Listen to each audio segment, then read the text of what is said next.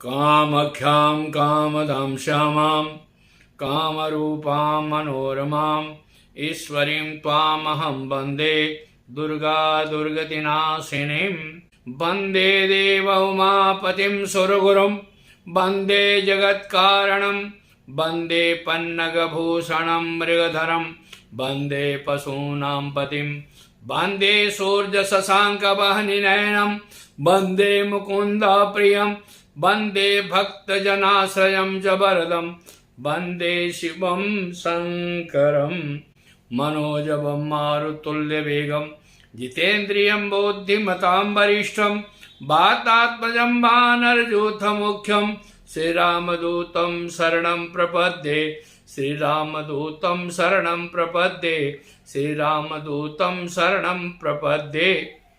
माँ भगवती कामाख्या आप सबों को खुशी रखें, सुखी रखें, सुसंपन्न रखें। मैं सभी के लिए माँ भगवती से सदा रात दिन प्रार्थना करता रहता हूँ कि जहाँ यथा योग्य जैसी जिसकी भावना है, जैसा जिसका समय है, उसके लिए माँ भगवती अपनी कृपा बनाए रखें और सबको अपने दिल से आशीर्वाद दे करके सबको सुखी रखें, सुसंपन्न रखें। आज एक नई चीज मैं दे रहा हूं इसलिए कि खास करके शनिवार के दिन 29 तारीख से शनि महाराज बकरी होने जा रहे हैं, तो कुछ आदमी के लिए जीवन में बहुत ही सुसंपन्न होगा, अपनी सभी रास्ते साफ होंगे। क्योंकि जिसके कुंडली में अगर उच्च के शनि बैठे हुए हैं या स्वगृही बैठे हुए हैं, तो खास करके देखिए संतान के घर में बैठेंगे तो संतान की बाधा देंगे। उस आदमी को संतान अगर है, गर्भपात हो सकता है या संतान होने में विलंब हो सकता है।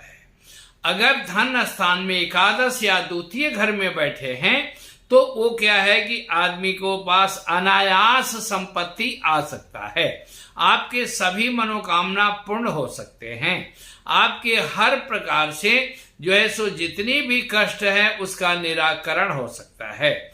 तो इसी तरह से अगर जिसके चौथे में बैठे हैं उसको सुख संबंधी बाधा हो सकती है।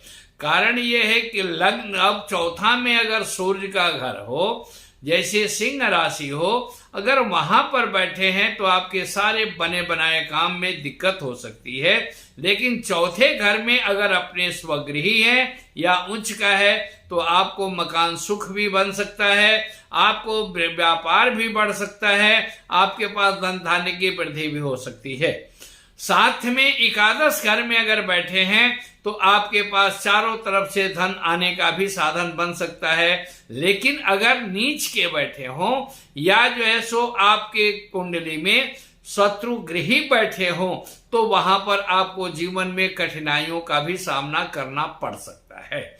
इसलिए इस आरंभ में भगवान शनि महाराज को जो है सो प्रसन्न करने के लिए सबसे बढ़िया बात यह है कि पीपल के जड़ में आप सरसों के तेल का दीपक जलाइए। उस दीपक में बल्कि 4 ऐसे पकड़ करके 3 बार करके काला तिल उसमें डाल दीजिए, वो सबसे बढ़िया रहेगा। अगर नहीं तो काला उड़द जो जिसको माँ कहते हैं, तो जैसे आपका साबुत हो भी काला उड़द दाल नहीं, उसका साबुत होगा तो दीपक के नीचे रख करके भी या काला तिल रख करके भी उस पर दीपक जला सकते हैं। या शनिवार के दिन पीपल के पेड़ का आप जो है सो परिक्रमा करते हुए हनुमान जी का मंत्र पढ़ें, आपके जीवन में सुख और सुविधाएं बनेगी।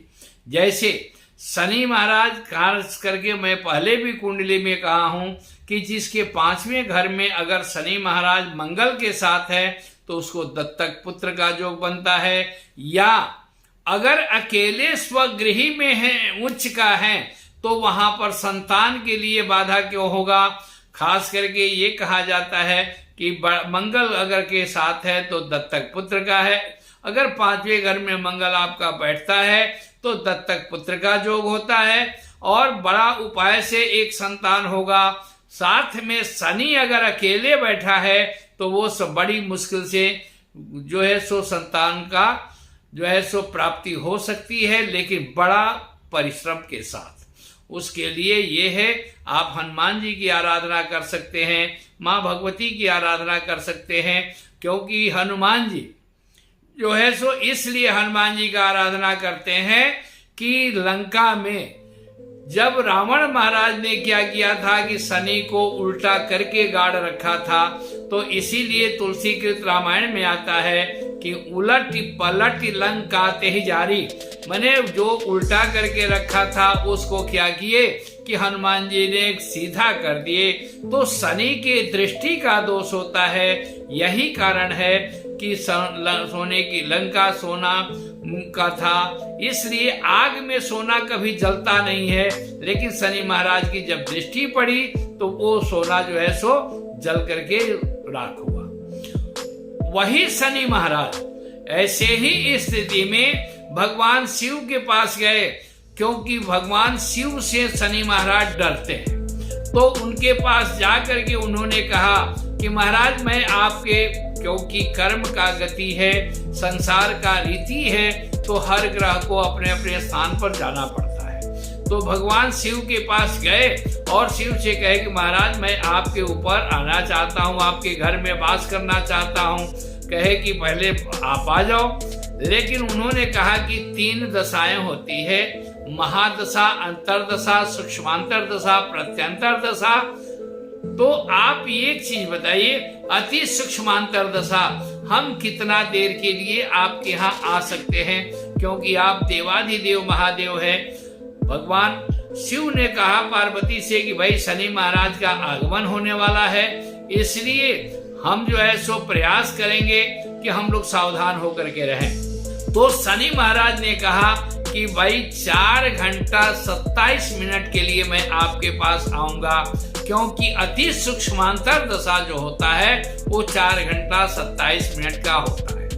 तो उसके बाद से उन्होंने कहा कि ठीक है भाई। पार्वती ने भी कहा कि हाँ सहर्ष स्वीकार कीजिए, क्योंकि ग्रह का दोष देखिए 3 दंड होता है, राजदंड, ग्रह दंड और दैव दंड। राजदंड खत्म किया जाता है, ग्रह दंड शांत होता है और दैव दंड हर आदमी को भुगतना पड़ता है। इसलिए शिव जी महाराज कहे कि भाई ठीक है आ जाओ। वो आए, आने के बाद भगवान शिव कहे कि मैं पहाड़ पर बैठ जाता हूँ। पार्वती कहे कि मैं जो है सो संसार में घूमने लगता हूँ। उसी समय लक्ष्मी जी पहुंची और कहे कि भाई देखो, क्योंकि कहा गया लक्ष्मी को कि आपका जो है सो संतान सुख नहीं है, इसलिए गोद लेना पड़ेगा। तो शनि और मंगल के प्रभाव में लक्ष्मी जब गए तो जाकर के पार्वती से कहे कि आप हमें उबारिए, क्योंकि रुक्मिणी भी गौरी का पूजन की है, सीता भी गौरी का पूजन की है। तो जब आदमी कभी भी ज्यादा पीड़ित होता है, ज्यादा दुखित होता है, तो जाकर के अपने इष्ट के सामने ही रोता है, अपने से बड़े आदमी के पास ही अपना दुख सुनाता है। तो पार्वती ने कहा कि लक्ष्मी दुखी मत हो, आपको क्या चाहिए आप बताओ। कहे कि कादर से विष्णु भगवान कहे हैं कि तुमसे संतान नहीं होगा तो मैं दूसरा पत्नी लाऊंगा। कहे कि नहीं ऐसी बात नहीं है। तो कहे कि मैं क्या करूं, तो आप अपने एक पुत्र को गोद में दे दीजिए। तो वही पार्वती ने कहा कि शर्त एक ये है कि आप मेरे पुत्र को नहीं छोड़ोगे, अपने पति को छोड़ सकती हो। यही कारण है कि लक्ष्मी गणेश एक साथ रहते हैं, बहुत कम जगह जो है सो लक्ष्मी और नारायण रहते हैं। तो इसलिए उस समय से बातों गणेश जी लक्ष्मी के पास चले गए। कार्तिकेय जी का उसी समय में हुआ कि भाई आप दक्षिण में जाकर के वास करो। तो दक्षिण में हो गए, वहां दक्षिण में मुद्गल स्वामी के नाम से उनका प्रसिद्धि हुआ। तो फिर जब भगवान शिव और पार्वती जब एकत्र हुए 4 घंटा 27 मिनट के बाद, तो कहती है पार्वती माँ भगवान शिव से कि भाई आपको कोई तकलीफ तो नहीं हुई, कहे कि अब इससे बढ़िया क्या होगा और इससे बड़ा तकलीफ क्या होगा कि हमारे परिवार जो है सो चार जगह बिखर गए। तो शनि महाराज अगर कुदृष्टि करते हैं तो आपके परिवार को बिखेर देते हैं, आपके सभी बने बनाए काम में जो है सो बाधा हो जाती है, आपके जीवन में संघर्ष हो जाता है, आपके पास सब कुछ होने के बावजूद भी सुकून और शांति नहीं मिलती है।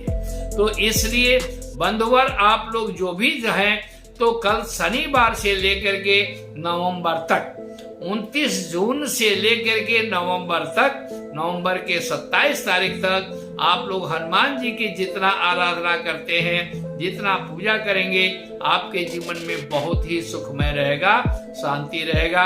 क्योंकि भगवान शिव से शनि महाराज डरते हैं और हनुमान जी को कहे प्रसन्न होकर के कि आपके भक्त जब भी आपका आराधना करेगा मैं कभी भी किसी प्रकार का दुखी नहीं करूंगा। तो उसके लिए सबसे बढ़िया बात यह है कि भगवान राम का नाम लेकर के आप 3 माला 5 माला करिए। और दूसरा बात यह है कि कुछ नहीं हो तो गूगल जलाइए, गूगल जला करके हनुमान चालीसा का पाठ करिए। अगर हनुमान चालीसा पाठ और बजरंग बाण का तो हर आदमी को नहीं करना चाहिए, क्योंकि बजरंग बाण में जो है सो शपथ दिया हुआ है, इसलिए हनुमानाष्टक का, हनुमान चालीसा का पाठ करें। और साथ में नहीं तो जो विद्वान है, जो समझदार है, संस्कृत में जो जानकार है, उनके लिए है कि आपदाम अपहर्तारम दातारम सर्व संपदा लोकाभिरामम श्री रामम भूयो भूयो नमाम्यहम्। राम भद्र महेश्वास रघुवीर निपोतम बोध शास्त्रास्माकं रक्षा देहि श्रेंचते। इस मंत्र का नित्य प्रति जाप करें, आपके परिवार में सुख रहेगा, आपके परिवार में शांति रहेगी, आपके परिवार में, आपके मन में भी शांति रहेगी, आप स्वस्थ रहेंगे। अगर ज्यादा बृहद रूप से कोई कष्ट आता है तो आप हमसे संपर्क करें और इस संपर्क के द्वारा मैं आपको कोई ना कोई रास्ता दे दूंगा। माँ भगवती की कृपा आप पर बनी रहे, हनुमान जी की कृपा बनी रहे। जय माँ भगवती, जय माँ कामाख्या।